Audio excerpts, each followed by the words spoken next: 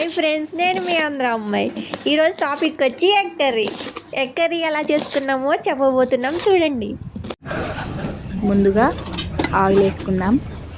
మనం చేసేది egg curry కాబట్టి ఆయిల్ ప్యాన్ మొత్తం చేసుకుందాం. ఎగ్ అంటుకోకుండా ఉంటుంది. ఆవాలు వేసుకుందాం. ఆయిల్ హీట్ అయింది, ఆవాలు ఫ్రై అవుతున్నాయి. తర్వాత కొంచెం పసుపు వేసుకొని కలుపుకుందాం. ఇప్పుడు రెండు గుడ్లను తీసుకొని కొట్టేసుకుందాం.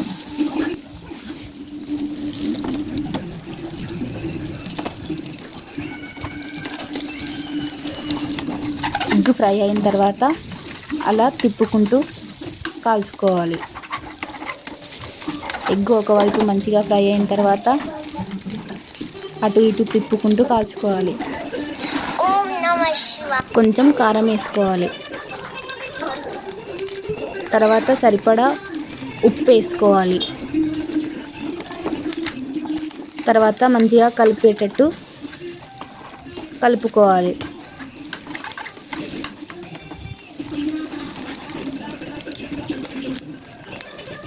కొంచెం లాస్ట్లో కరివేపాకు, కొత్తిమీర వేసుకొని ఒక 2 నిమిషాలు అటు ఇటు తిప్పుకుంటూ ఉంచాలి.